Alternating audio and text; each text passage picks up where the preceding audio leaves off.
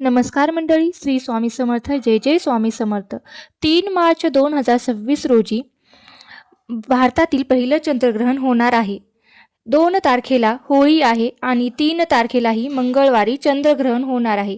तर हे ग्रहण किती वाजता सुरू होणार आहे आणि हे किती वाजता संपणार आहे आणि हा ग्रहणाचा सूतक काळ किती वाजल्यापासून किती वाजेपर्यंत आहे आणि यात म्हणजे गर्भवती स्त्रियांनी, वृद्ध महिलांनी किंवा लहान बालकांनी कुठले नियम पाळावे, तसेच घरातील वृद्धांनी कुठल्या प्रकारचे नियम पाळावेत, घरामध्ये आपण काय करावे, काय करून याविषयी कुठल्या प्रकारची याची संपूर्ण माहिती आपण आजच्या व्हिडिओमध्ये पाहणार आहोत.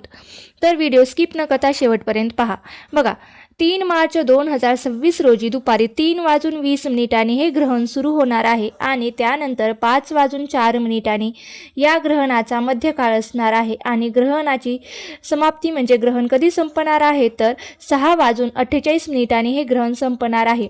हे ग्रहण भारतामध्ये साधारणतः 4 ते 4.5 तासाचं ग्रहण दिसणार आहे, परंतु संपूर्ण जगामध्ये ही अत्यंत महत्त्वाची खगोलीय घटना आहे आणि जवळजवळ 4.5 तास असा या ग्रहणाचा एकंदर कालावधी असणार आहे.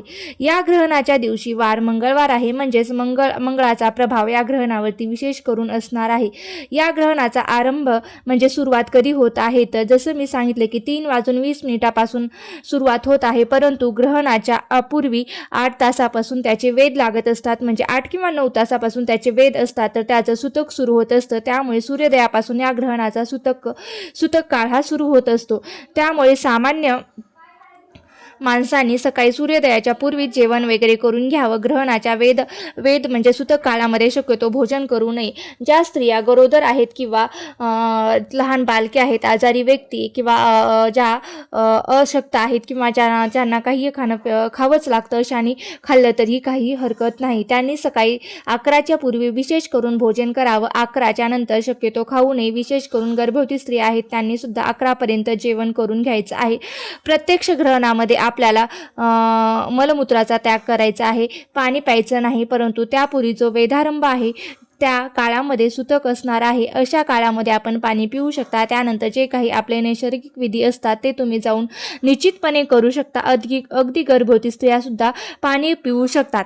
आता गर्भवती महिलांनी कोणते नियम पाळायचे? अगदी छोटे छोटे नियम आहेत, ते गर्भवती महिलांनी पाळायचे आहेत. बघा, ग्रहण काळात गर्भवती महिलांनी मांडी घालायची नाही, पायाची आडी घालायची नाहीत, बोट मोडायचे नाहीत, यावेळेस केस विचरायचे नाहीत किंवा केसांची वेणी घालायची नाही, म्हणजेच गाठ मारायची नाही. त्याचप्रमाणे यावेळी आपल्याला पायावर पाय टाकून बसायचे नाही, मांडीवर मांडी घालून बसायचे नाही, कुठल्याही प्रकारची वस्तू चिरायची नाही किंवा कापायची नाही किंवा सुई धागा या गोष्टी आपल्याला घ्यायच्या नाहीत. त्याचप्रमाणे आपल्याला स्वयंपाक करायचाही नाही. शक्य झाल्यास आपण या वेळेमध्ये जेवण देखील करू नये, कारण या ग्रहणाच्या काळात खूप मोठ्या प्रमाणात विषाणूंचा प्रभाव हा पृथ्वीवर होत असतो, आपल्या आजूबाजूच्या वातावरणात होत असतो आणि ते सुद्धा अन्नावर, पाण्यात बसत असतात आणि आपण हे अन्न या वेळेत ग्रहण केले तर आपल्याला त्याचा त्रास होऊ शकतो.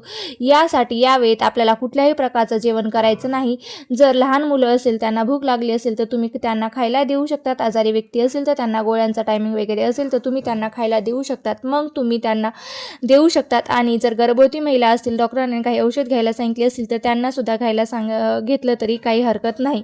तुम्ही घरात चालू फिरू शकतात. त्याप्रमाणे या काळात तुम्ही मंत्रजप, गुरुमंत्र असेल त्याचा जप करू शकतात. या काळात जास्तीत जास्त तुम्ही पोटावर हात ठेवून एखाद्या स्तोत्राचं पठण करू शकता. त्यामध्ये रामरक्षा, कालभैरवाष्टक, श्री स्वामी चैत्र सारामृतचं पारायण करू शकता, पाठ करू शकता किंवा श्री स्वामी समर्थ हा षडाक्षरी मंत्रसुद्धा तुम्ही म्हणू शकता.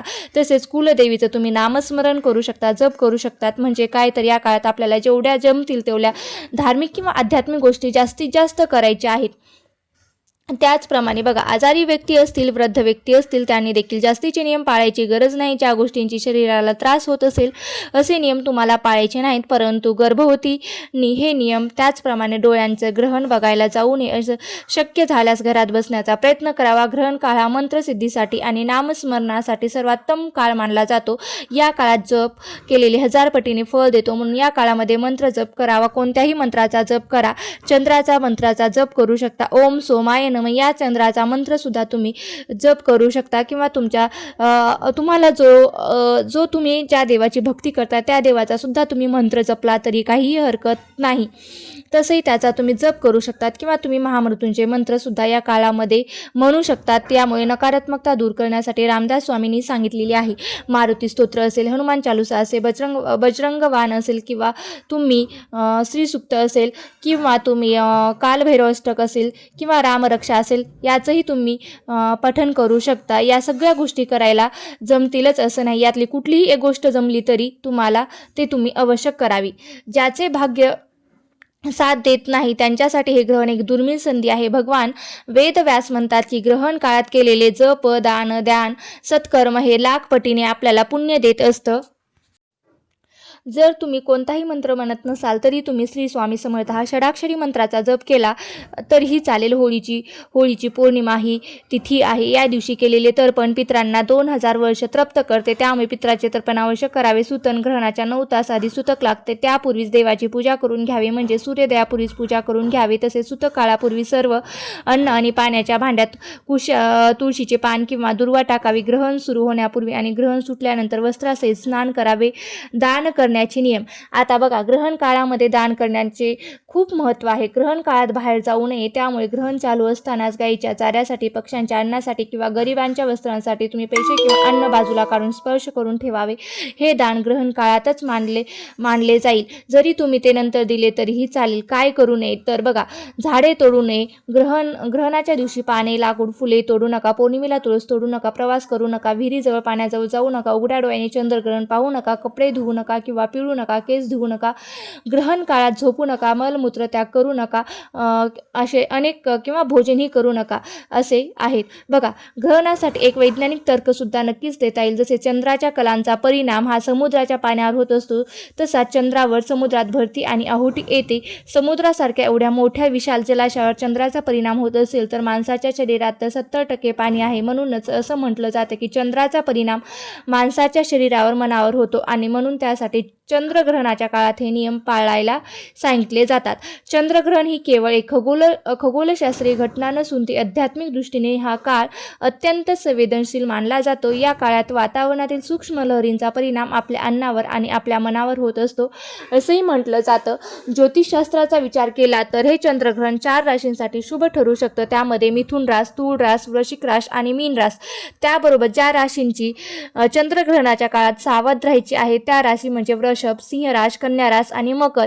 यंदा धुलिवंदनाला चंद्रग्रहण असल्यामुळे ज्या भागात धुलिवंदनाचा रंग खेळले जातात त्यांनी 4 तारखेला रंग खेळावे. तसेच 3 तारखेला चंद्रग्रहण असल्यामुळे हे ग्रहण त्या दिवशी आपण रंग खेळू नये. बघा, अशा प्रकारे तुम्हाला मी सांगितलेली माहिती कशी वाटली ती मला नक्की कमेंट करून सांगा. आणि व्हिडिओ कसा वाटला, व्हिडिओ जर आवडला असेल तर व्हिडिओला नक्की लाईक करा, शेअर करा आणि चॅनलवरती नवीन असाल तर सबस्क्राईब करायला विसरू नका. आणि तुम्ही माझा व्हिडिओ शेवटपर्यंत पाहिला असेल अशी मी अगदी मनापासून अशी मी आशा करते. आणि माझा व्हिडिओ आजचा इथेच थांबवते. जर व्हिडिओ आवडला असेल तर नक्की लाईक करा, शेअर करा आणि चॅनलवरती नवीन असाल तर सबस्क्राईब करायला विसरू नका. श्री स्वामी समर्थ. जय जय स्वामी समर्थन. असेच नवनवीन व्हिडिओ पाहण्यासाठी माझ्या यूट्यूब चॅनलला सबस्क्राईब करून ठेवा. धन्यवाद.